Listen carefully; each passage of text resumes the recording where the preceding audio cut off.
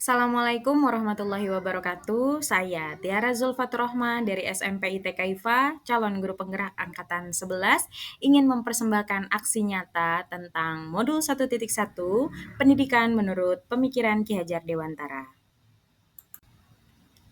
Perasaan saat memulai dari diri ke desiminasi tentang pendidikan menurut pemikiran Ki Hajar Dewantara.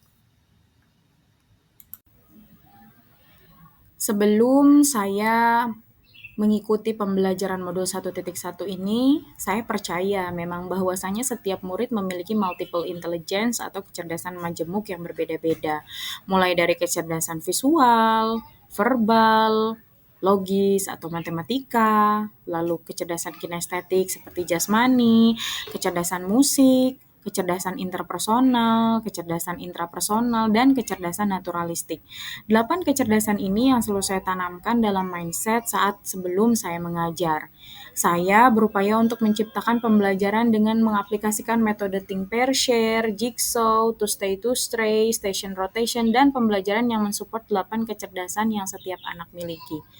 Dan saya beranggapan saya menciptakan pembelajaran tersebut sudah cukup bagi saya untuk memberikan yang terbaik saat saya mengajar.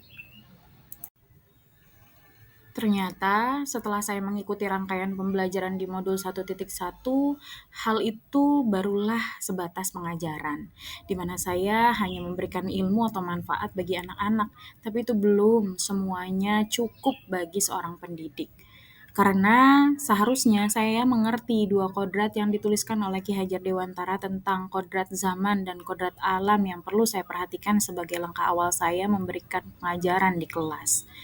Kodrat alam yang seringkali saya lupakan dan menganggap semua siswa dapat mengikuti pembelajaran di sekolah dengan baik dan benar. Padahal jauh dari itu, di mana seharusnya saya juga memperhatikan dari mana murid-murid saya berasal, background keluarga seperti apa yang setiap murid saya miliki, pola asuh seperti apa yang murid saya dapatkan di rumah, dan lingkungan seperti apa yang membentuk mental murid saya sebelum datang ke sekolah. Tak lupa juga tuntutan zaman yang pasti berbeda dari tahun ke tahun, di mana saat ini murid-murid sudah semestinya memahami teknologi yang maju, membawa mereka ke dalam pembelajaran berbasis proyek yang memanfaatkan sebuah multimedia sungguhlah lebih menyenangkan dibanding saya yang hanya mengajarkan sebuah materi yang ada di buku atau selain bahan ajar yang lain. Serta tidak melupakan peran saya hanyalah seperti petani yang menanam bibit padi, diibaratkan sebagai kodrat alam atau anugerah bakat yang sudah Allah berikan kepada setiap murid tentulah berbeda.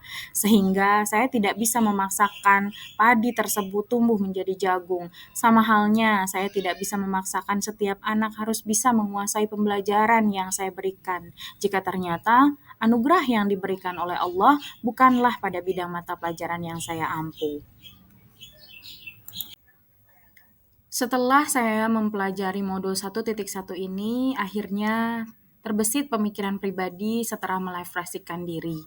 Hal yang akan saya terapkan, saya akan lebih memahami keadaan peserta didik saya sebelum saya memulai pembelajaran. Pendekatan secara personal terhadap siswa yang akan menumbuhkan rasa kasih sayang dan saling menghargai satu sama lain. Tak lupa juga saya akan mendorong murid-murid saya dengan aktivitas pembelajaran yang berbasis kolaborasi, yang dapat menstimulus agar murid saya mampu berkolaborasi selain di jam pelajaran saya. Serta hal tersebut juga bermanfaat bagi murid karena bisa saling menyadari kemampuan satu sama lain yang memang pastinya berbeda. Tahap awal untuk memulai perubahan saya adalah desiminasi daring bersama rekan sejawat. Karena sebuah perubahan tidaklah cukup jika tanpa perencanaan. Langkah awal dari bentuk perubahan saya adalah bertukar pikiran, berdialog dengan rekan sejawat mengenai pendidikan menurut Ki Hajar Dewantara yang dapat meningkatkan pemahaman saya terhadap materi modul 1.1 khususnya, serta membangun keakraban yang lebih erat dengan rekan sejawat. Saat pelaksanaan desiminasi daring bersama rekan sejawat, ketika desiminasi berlangsung, kami berdialog tentang nilai-nilai pendidikan menurut Ki Hajar Dewantara. Diawali dengan penyampaian tujuan saya melaksanakan diseminasi, menyampaikan pola pikir perubahan saya terhadap pendidikan, dan berujung tentang bertukar pengalaman dengan rekan-rekan sejawat yang menceritakan saat mengajar serta kaitannya dengan pemikiran Ki Hajar Dewantara. Memang sekodrat-kodratnya petani itu yang memang nggak bisa buat merubah si padi menjadi jagung gitu. Akhirnya mau gimana juga gitu istilahnya, ketika dia memang tidak bisa, ya kita hanya bisa berluas hati gitu akhirnya. Tapi sebelumnya harus ada juga usaha-usaha yang kita gali supaya benar-benar apakah memang betul potensi dia tidak ada di bidang ini gitu, dengan cara remedial gitu ya, dengan cara dialog secara individu, dengan cara pendampingan khusus gitu, sampai akhirnya memang diklasifikasikan bahwasanya anak ini memang tidak memiliki atau sudah bakatnya memang bukan di sini gitu. Kemarin itu bahasannya sampai di situ Pak Amai. Masya Allah, tabar. Hasil yang didapatkan pada saat diseminasi daring di modul 1.1 bersama rekan sejawat dari dialog antar guru yang kami lakukan sehingga muncul kesimpulan bahwasanya guru-guru juga sangat setuju tentang pendidikan menurut Ki Hajar Dewantara. Bahwa ada garis-garis samar yang memang sudah dibawa oleh setiap anak ketika dilahirkan.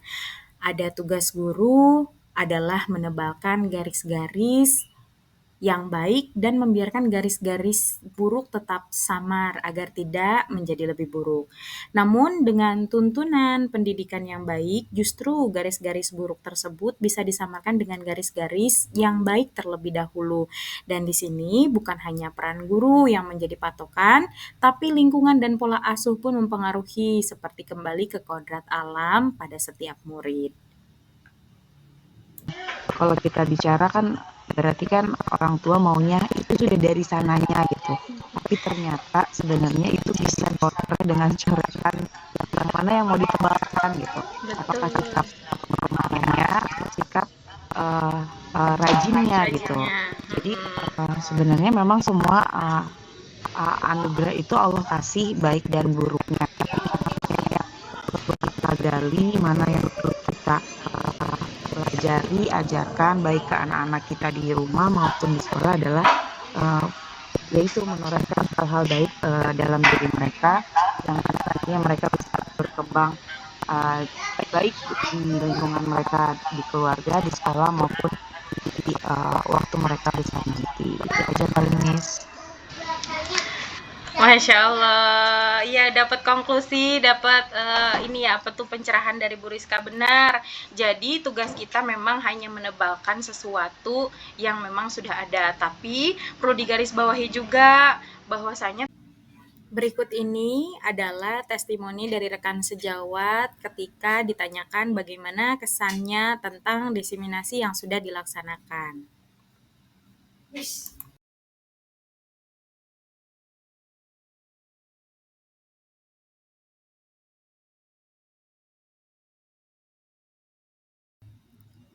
Tidak ada gading yang tak retak, begitupun juga dengan bukti karya yang saya persembahkan. Mohon maaf bila banyak kekurangan, namun saya tetap mencoba terus meningkatkan potensi diri. Terima kasih, salam Guru Penggerak.